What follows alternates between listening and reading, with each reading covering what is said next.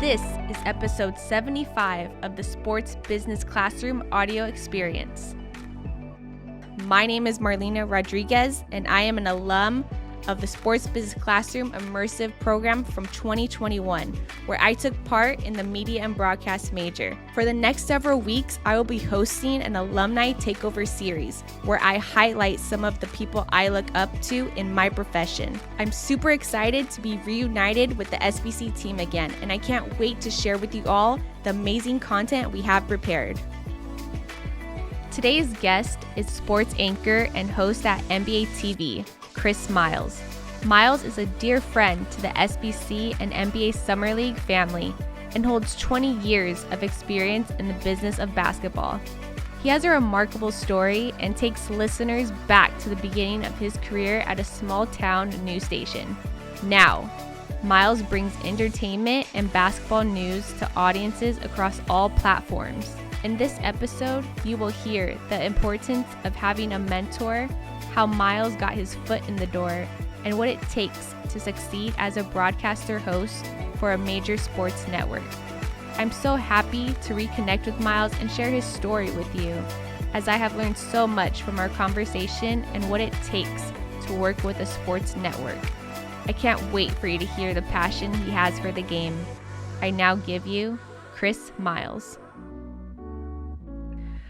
Okay, Chris Miles, everyone, thank you for joining us. By the way, we kind of have met through SBC and at NBA Summer League this past year, I believe. Do you go by Miles or Chris? I just want to make that clear. Well, what's funny is there's always another Chris. So then people just by default start calling me Miles because it sounds like another first name. But I know you've been in that situation before where it's like, oh, this is Chris and this is Chris. And they come up with a descriptive word. No, for me, they just go, hey, there's Miles. So Okay. that's what ends up happening. People end up calling me Miles. And then they'll be like, oh, you know Miles? Oh, yeah, I know him. And his name's All right. actually Chris. It happens Great. all the time. Awesome. It's settled. Because Bo, shout out to our friend Bo. He's awesome, but he's the one that called you Miles, and I was like, wait, is that Miles? I'm like, I see on his name tag it says Chris. I'm like, I'm so confused right now. No, I mean, it's been like that my entire life. I'm talking about first grade. There was a kid named Chris Bryce, and it's not like people are going to be like, well, actually, Bryce is a good name that they could have gone by. But I think Miles is just like people like to say it a little bit because of Miles Davis, maybe, Yeah. or there's like Miles is a common first name, right? So people kind of just True. go that route. Awesome. Okay, so we have Miles here, ladies and gentlemen. NBA TV host, father, husband, the list goes on. You wear many hats. Again, we're so happy to have you. He has actually a show soon, so he squeezed us in, which is so awesome. And he's in Atlanta right now. As you can see, I believe you're in your hotel. Did a little pre-workout. You're all good to go. You're good to go. Yep. Let's just start off with, for people who don't know you and kind of want to dive into more of your background, how did Miles become Miles? How did you get here? Where did that passion come from when, started broadcasting, entertainment, all of that? Well, I tell people the first indication that this would be a possible career was actually like in the first or second grade when you know how kids get to read out loud in class and everyone's kind of shy and some people raise their hands. And I remember being a kid that I was always like first to raise my hand. I kept doing it. And every time the teacher would kind of like look like this kid's pretty good. And then all the other kids in the class would go like, oh man, I don't want to go after him. Like that's when I realized like, hey, maybe I'm good at this. And then it developed, giving speeches, whether it was like sixth grade graduation, I was like, oh, this is fun. And then high school graduation. But I think I really started to harness a skill set for it in high school with the debate team. So I played Okay. basketball and was on a debate team. So I would like, instead of going to study hall before practice, I would go do an hour of debate practice and really work on it and try to hone some skills. So I knew once I like got into college that I wanted to be involved with sports somehow. And I went like the business route. And every time I did something else, it'd be like, hey, do you want to host a TV show? Like that happened in college. I was like, sure. And the Wow. first time I did it, I did a good job. So it's like one of those things where wherever I tried to go in any different direction, I was always steered back into this particular one. Yeah, and it's funny how you said in college, I bet a lot of people listening to this episode right now can relate that business is kind of the safe route, right? Because, everything involves business. So that was kind of like a happy accident, though. Your friend or a buddy of yours said, hey, you want to host this show? And it kind of blossomed from there, right? Well, so he was a communications major. There's actually a couple of them. One of them's name is Craig Sippa. I'll never forget him because he was like, "Hey, Miles." Again, you go through it like my name is Chris Miles, but he always calls me, "Hey, Miles, do you want to host this show?" And I was like, "I think I could get my work study switched to that." And I went down at the Ham Channel at Fairfield University, and my first show was with Jim Nance. Believe it or not. I Wow. hosted a show with Jim Nance, and I watched that the other day. And was like, this is like pretty cool to have, just for my own keepsake. But from there, I've been doing it ever since. So it's been 20 years. Also, so you talked about some, how you never forget Craig. Shout out Craig. Hopefully he's listening to this. You can show him this podcast. What are some of your other role models coming up? Because I know you said that you first started out, being a business like major, but once that kind of blossomed, like I said, you kind of, I'm sure, looked at certain role models and try to pick them off as if trying to grow throughout your career. Well, I mean, what was crazy is when I started out in the business, I would say the three main guys that I like saw myself in, right? Were all at ESPN hosting Sports Center at the same time, right? So it was Stuart Scott, who everyone knows, loves, and adores, right? Uh, Kevin Frazier, who I always felt like, oh, I think I can be like that guy. Like that was the person that I saw. I was like, I think I can be like him. And then Stan Verrett. Now, I mentioned Stan Verrett last as the best as well, because he really took me under his wing. Again, I was on the business side at ESPN trying to figure out how I could be the next big boss. And, he spent some time with me, let me shadow him, and really started to give me advice. Like he would have me over to his house and tell me about the business and how I could break in and what I needed to do and how to put together a resume reel and all those things. So, I mean, without Stan Verrett, I wouldn't really be in the business. I would have thought, oh, this would have been cool, but he showed me the in and outs and the nuances of it. So I always give him credit because, throughout the course of my career too, I could always go to him for advice. If we hadn't spoken in a year or two, I'd be like, hey, Stan, what you think about this? So, all those things have always worked out well. How important is to have someone to shadow and kind of teach the ins and outs of this business rather than, watching it from afar, from a TV screen, or even reading articles about it? Yeah, I think in general, you should have, no matter what you want to do, you should talk to people with experience, right? So before broadcasting, it was, oh, I was trying to find out like who's involved in a different business side of it, right? And whatever it is, you shouldn't just go, okay, here's the book, here's what I'm learning, and I'm gonna go get a job.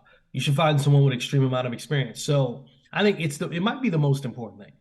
It might be more important than what you study in school because that experience that they have, especially if they're open to talk to you about it, which most people are, because people want to discuss their life experiences. Not that your life experience is going to be the same, but you can learn your own, like an easier path, a better way to do it. And for instance, the way I started in a business is not the way I would recommend for someone to do it now. Like I started off in a small market, moved to a medium market, then to like major cities, and now national, right? I wouldn't tell someone to do that now. I would say, hey, if you could work on a digital side, there are plenty of opportunities to do it differently. And that's what, like, people who are a little bit younger than I am, that's how they're breaking in. I mean, you're young, you're wise. That's why I say when people, when I have other guests that say, oh, I have age on this generation. I'm like, no, no, no, no. You still have, your brain is young. You're good. Relax. Yeah. Plus Division 1 rec center athlete right here. So, you can't get that wrong. Yeah, you got to hit the long three pointers to Yeah. stay. You gotta show the oldies what that four point line is in the NBA. Put that thing out there. I'll stick around forever. I'm glad you spoke on that about, networking is so important, especially in this day and age. But going to, fast forwarding a bit, making your way to NBA TV, how was that like? I'm sure, I'm not sure if you had like a connection source because I'm sure everyone says this is a relationship business. So how did that kind of all come together? Well, I'll say this, right? I was probably prepared to, um, work at NBA TV 3 or 4 years before I got the job, right? So it was one of those things where I was working as the pregame, postgame host for the Washington Wizards. And like, I was like, oh, I love this, right? Like, this is a great job. Before that, I was the same for the New Orleans Saints down in New Orleans. I'm like, this seems like a really good path. Like, I like what I'm doing. So I started to look at NBA TV and go, okay, let me send an email, right? And it didn't go well, right? I'm like, all right, I see a job. Let me apply for the job and let me have an agent, talk to the agent. So the first like year of trying, nothing, crickets. And then one of the guys that I worked with, I'll leave his name out of it because I don't want to connect too many dots, right? But one of the analysts I worked with was like, hey, I have a buddy that works over there. So I contacted them and it was like, oh, thanks for contacting us. We appreciate it. You do a very good job. Hopefully, we're in touch in the future. So it was almost like a campaign. I'm like, all right, I know one person.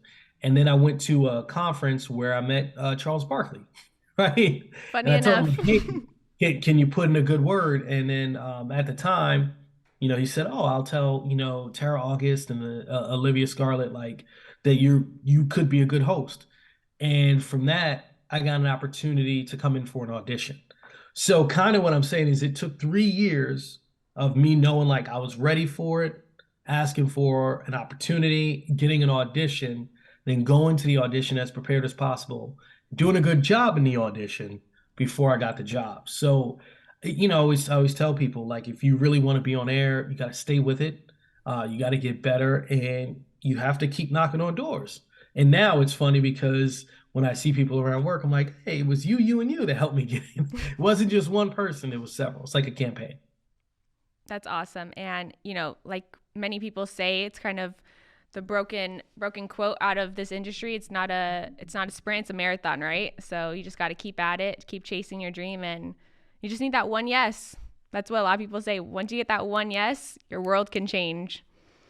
Yeah, people often say, you got to get your foot in the door. It's not about what you know, but who you know. But I always say that's moderately true because who you know will get you in the door, but what you know will keep you in the room, right? That's true. So you'll meet someone and they'll be like, oh, come on in. And then if you're not prepared, they'll be like, thank you for your time, bye now. But if you're prepared for it, they'll be like, oh, this person is really good. Let's keep them around. Well said. Going back to the audition, I'm sure, it was a memorable moment for you. I'm pretty sure you're hyped. Take us in that room. What was it like? Take us, through that day. Well, it was, I tell you what, you finally get to where you want to be, right? It's nerve-wracking. And I pull up thinking like, oh, I got an audition. It's me. Nope. There were like 8 other cars and like people funneling in and out. And I'm like, oh, they have all these people here. Like, this is a real competition. This is like, Dancing with the Stars for sportscasters. But I get in there and I remember it was Smitty, Steve Smith, and we sat down, we go through blocks, and I'm like, oh, this is what I do all the time. Like, this is not new to me. And they tried to trip us up with WNBA highlights, right? So you're going in for the NBA TV job, and they just throw you a WNBA highlight. And I was like, oh, I know what this is. Two-time WNBA MVP, right? And just go down the list. I'm like, Sylvia Fowles from Ohio State. Like, I'm just running through the WNBA players like they're NBA players. And I swear to you, that's how I separated from the competition because I knew all the WNBA players in the highlight, and made little jokes just like I did with the NBA. And I think that's part of it, just being really entrenched with the sport in general or sports or all around and not just like staying focused on one thing. That's funny you mentioned Steve Smith because we're going to talk a bit about him and that little highlight, that little kind of situation, that fight broke out at NBA Summer League. It kind of went viral a little bit, but I'll save that for the end. But shout out to Steve Smith, though. He's a good guy. So you're in NBA TV now, right? You made it through the door. What is your day in the life as of right now? Like, say right now you're going today, you're going to be in studio and you have like a busy day. What's kind of that preparation like? Walk us through that for people who aren't in your shoes yet but wish to be. Well, every day, which is really good. Every day is different.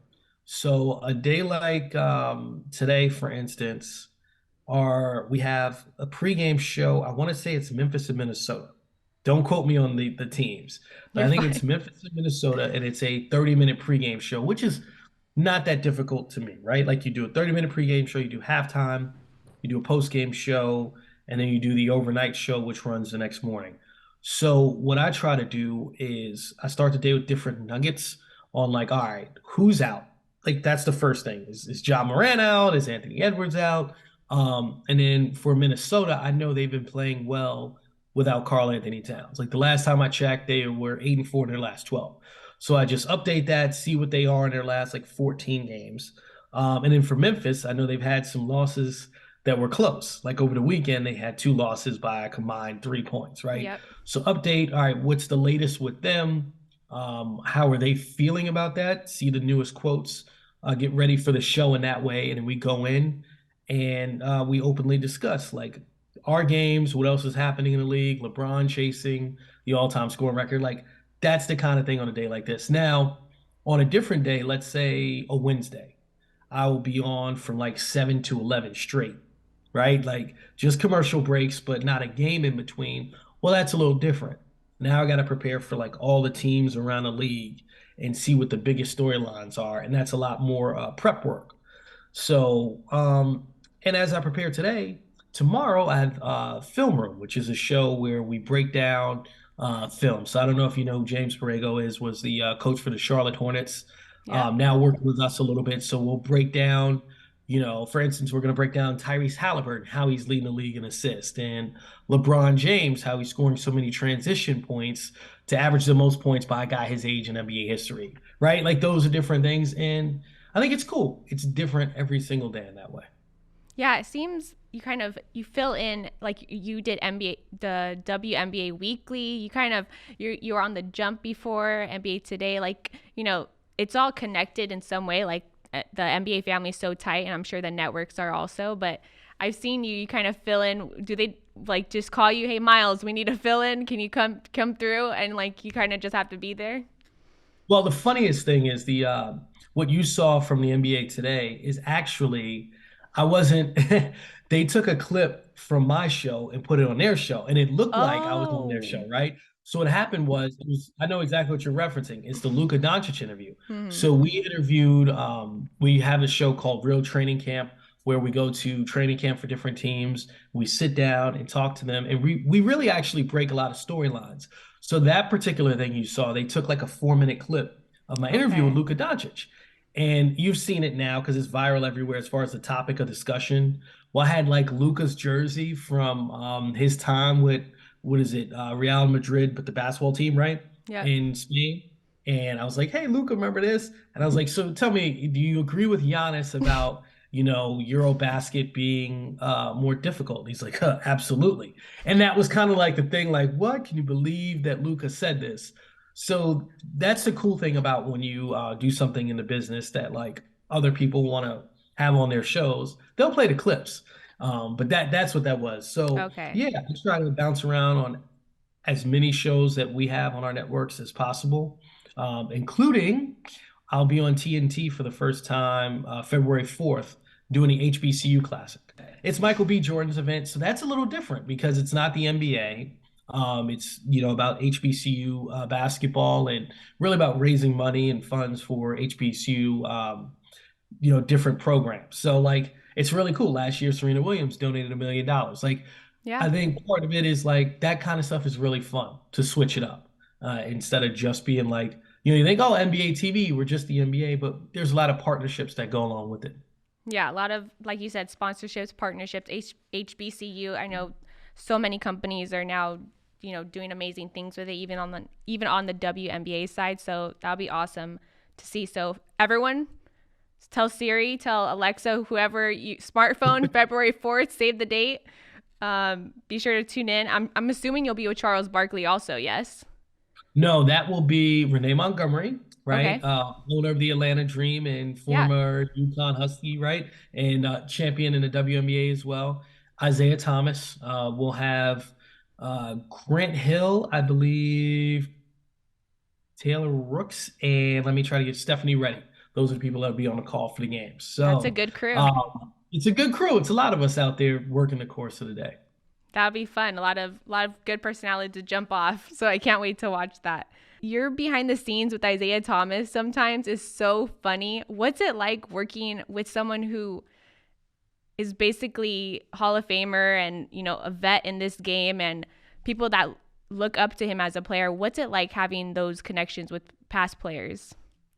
Well, the craziest thing is he was my very first show that I had at NBA TV. I was like, wait, did they do this on purpose? Because I 100% wore his number in high school, right? And I Wow. wore it like growing up. Like that was the number that I would fight for. I was like, this is kind of cool to be sitting here next to him. So he's even, it's crazy because he's better than I thought as far as like just being a cool, down to earth guy that you could talk to about anything. And what I mean by that is like I try to think of, a story of how that, comes together.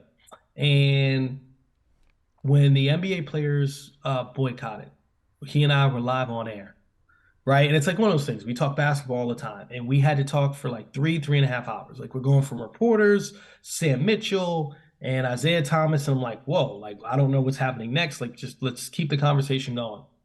And his understanding and depth of knowledge of, civil rights movement, of things off the basketball court, it was like, oh, he's leading this. Like he's teaching us a bunch of things that I really didn't know about as much as I thought I did. Right. So I think that was one of the times when I realized, like, wow, I've been around him, but I didn't realize how deep and intelligent he was. That's awesome. And again, the list goes on. We could talk about your crewmates, Candace Parker, fellow LA Sparks, now Chicago Sky, Jamal Crawford, the 6-man goat. But you kind of have a good crew kind of working with you. So that's always fun. So like I said, students listen to this podcast, people who want to be inspired and look up to kind of the names that we bring onto the show, such as yourself.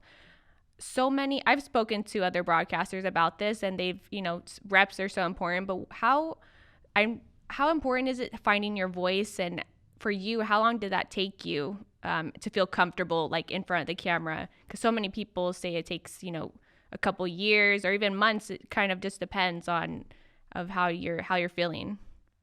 Well, I think it's always a work in progress, always trying to get better. But I will say, and I don't mean this, and I never felt uncomfortable. Right. So that's one thing that I noticed about like, I'm like, oh, I don't know, like this isn't difficult to me. That now the part that's always been difficult is just the business side of it and understanding like, okay, how do I get more time in local TV and how do I learn to edit and how do I shoot my own footage? Like those are things that were really difficult for me.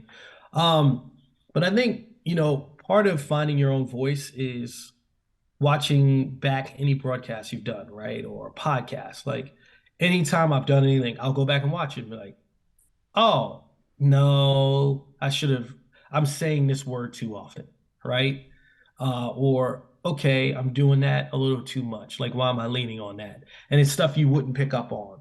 And then, once you develop into it a little bit, a lot of times an agent will help, right? So even now I'll watch, like you said, so the newest thing for me is play by play, right? Like doing summer league, Yeah. doing a G League showcase. My agent will be like, yeah, you're saying, what is something he told me? It was grabs the board. It was something like that, where he's like, you said that one too many times, or up the count. Like, hey, you said that like 4 times in the first quarter. Gets redundant. I'm like, oh, thanks, because I didn't notice. And Yeah. things like that, you should always be, learning and trying to progress in. I appreciate you being so candid with your experience and like, talking about what things you need to work on. For myself, I've watched back some broadcasts and I tend to, what's that saying, word vomiting, like saying words you don't necessarily need to speak. Some of my producers have told me that. Shout to Sammy. She's not my agent, but I wish maybe in the future. But yeah, like you kind of just need to work on your craft and kind of see what fits and what you need to work on. So that's so true. Yeah, and I think when calling games, like when I first started doing it, I would just try to talk through everything, right? So it'd be a dead ball, and I'm just like, hey, and they're on it's like, let it be a dead ball. And it's like at first you're like, this is kind of awkward.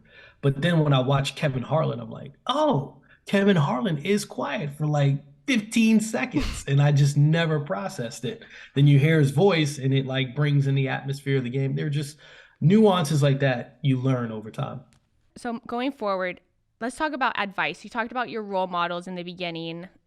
People, like I said, are looking to tune into this podcast to gather advice. They want that, one-on-one connection because I'm sure so many people would love to talk to you, Miles, but you're a busy man, rightfully so. So what's that advice to people looking to one day work with a sports network? Well, it depends on what you want to do, right? But I always say if you want to be in front of the camera, right? Like if you want to be on air, go be on air. Like don't go to ESPN or Turner Sports and work in production if you want to be on air, right? Now, if you just want to work there, apply for as many jobs, get the best job as possible. If you want to be in front of a camera, though, go get in front of a camera. Go to wherever it is that, however financial hit you got to take to go work on your skills because it'll pay off in the long run. So like that's the difference in the delicate balance, right? Like if you want to be a producer, find the best producer job, find the right situation, and go from there. And if you want to be on air, it's kind of the same thing, but like try to get to a situation when you're younger to get as much on air experience as possible. Got it. Experience. So everyone listening, if there's a job in Wisconsin, Alabama, take that job. I was in Bluefield, West Virginia for 3 years. Yeah.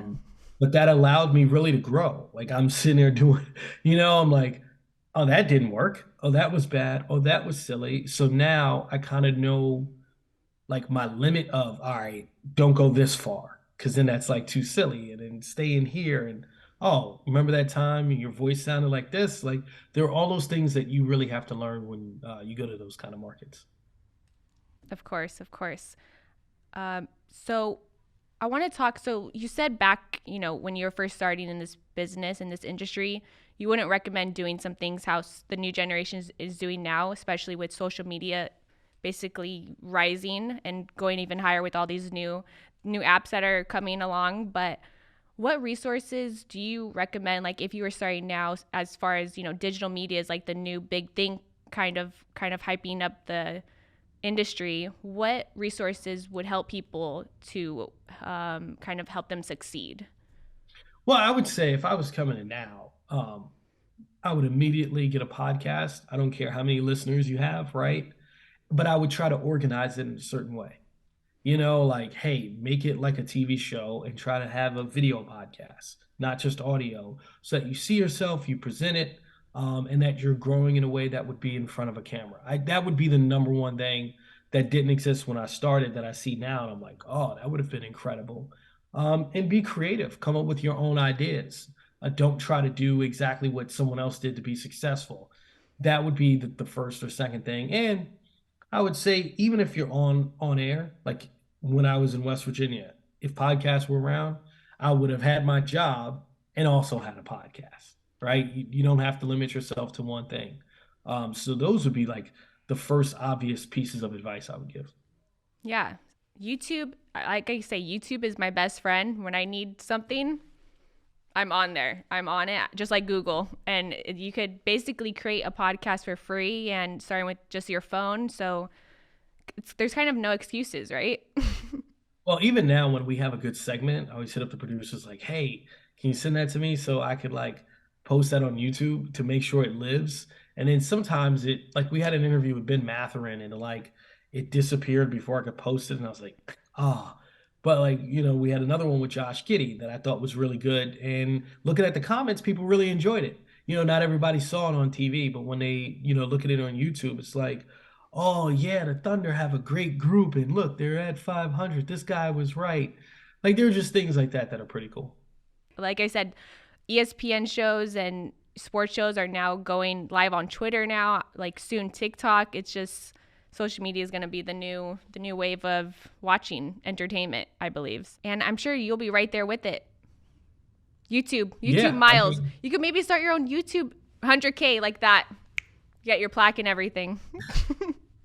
well, one of the things we do now is we have the NBA app and we like do the NBA bet stream. So, I mean, it is crazy to see how it's changed because if you'd have told me coming into the industry that I would do live bet streams for the NBA, I'm like, no, that's never gonna happen. They're not gonna allow gambling and have us give advice. What? And now that's part of what we do. True. Okay, so we're going, like I said, you're in sports business classroom slash NBA summer league family friend. You have actually experienced and been on a panel with Bo. Shout out to Bo, one of our dearest friends, one of my mentors. But you kind of had a one-on-one with him in front of hundreds of students, part of this SBC program. Can you give people like a little snippet of what it's like to be in that room with those type of people and be part of this program? Yeah, I mean, it's really cool. Anything involving one, the NBA, right? It's just it's like Disney World. And two, I think when I look around in a room like that, to have it tangible where you can see people, you kind of see like a connection. And it's like, all right, if one of the people in here becomes a broadcaster, then this is really cool. If a couple of them do, then it's like the most awesome thing in the world. And if one of them, breaks out and becomes national and is giving advice in 10 years from now, they'd be like, I remember when Chris Miles sat on this panel and I listened. Like that would be really awesome as I talk about like Stan Verrett or Stuart Scott or Kevin Frazier back when I was coming in. So like everybody knows about the Rucker in the tournament, but it was a guy named Holcomb Rucker, right? And his thing was like, each one teach one. You should teach the next person. That was like always Mr. Rucker's thing, right? So I just always feel like each one teach one, and that's a great opportunity to exceed that. More than one, be able to teach a bunch of other people who want to bring into broadcasting. I'll I'll be that person. I'll be that person. I remember There when you go. Chris Miles was. I think hopefully sooner rather than later he won't be with crutches, but but I'll be that person for you, Miles. Don't worry. Hey, I hope to be the 90-year-old that doesn't need crutches, just crossing over, Yeah. Like what? He still can Division get One rec buckets. center just pulling up for 4 point 4 point plays. And Uncle Miles is instead of Uncle Drew. They'll be like, Uncle Miles is here. Uncle Miles. Yep. Writing it down. Trademark that. But yeah, like I said, we have so many incredible guests like yourself, and people have told me, students, when I was a past student myself, they were so hyped to hear from you. And even after the panel, people actually go up to you and talk to you a little bit one-on-one for about 5 minutes. I think that time is so valuable because, like I said, you and so many others are so busy and have a set schedule during NBA Summer League. If everyone listening to this show right now should know what NBA Summer League is. But in case you don't know, it's basically a rigorous, like 12 days in Vegas. But what's it like working at NBA Summer League? Well, it's a great opportunity to see guys that once they're drafted and to put eyes on them and to kind of see how they look against, beyond college and beyond amateur level players. That's like the first opportunity. And it's really like Paolo Banchero. I saw that first game and I was like, I'm more impressed with this first summer league game than I was with him at Duke. Like, oh yeah, he 100% deserves to be the number one overall pick. And not to be mean, but when I saw Johnny Davis against the Pistons, I was kind of like, ooh, I don't know. He's not ready yet. He's not ready yet. And he was the 10th pick draft. So I think Summer League provides a great opportunity for young players to kind of prove themselves immediately, for us as broadcasters to get a look. I mean, we saw James Wiseman we saw more of James Wiseman in the Summer League than we have, this season. I was like, this guy looks incredible. I mean, people like, James Wiseman's not good. I'm like, he is. He's just not in the right situation. Like, and I can say that from watching him the way he looked in summer league. Yeah, so true. And like I said, NBA Summer League, it gives not just the players kind of reps but broadcasters too, referees, like the list goes on, for people can have a glimpse and even perfect their craft. So I thought, well said that, it takes time to actually put that work in, and NBA Summer League is a perfect place to be. So to end it off, I want to ask, it's the new year. Happy New Year, by the way. I feel like this new year, I feel like this 2023 New Year is just going to like pass by like that. So I have to keep remembering to say Happy New Year for people who I don't see on a regular basis. But starting this new year off, I'm sure you, or even your agent, I'm sure has goals for you, but what are any of your future goals or plans you're looking forward to this year? I know you said you're working on play-by-play more. That kind of interests you, but talk a little bit about that. Well, one of those goals have just been hit, making a TNT debut, right? Like, I think all of us that work together in that same building, that's something we want to do. So, being able to be on TNT on February 4th is like a big, like, check. So to be able to do that in February is pretty cool. But yeah, and then I hope, next season be able to call regular season games for NBA TV, right? Like, that would be another check that I'd like to have.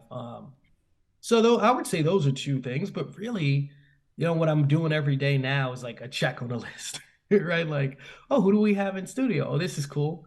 Check. Whether it was, I remember the first time like I interviewed Kareem Abdul-Jabbar, I was like, is Kareem Abdul-Jabbar? Check, right? There's always something on the list, but I think to answer your question, TNT debut February 4th, I'll mark that as like the number one thing is like, all right, I'm going to check that off the list already. And then to call a game, a regular season NBA game would be the next like check on my list.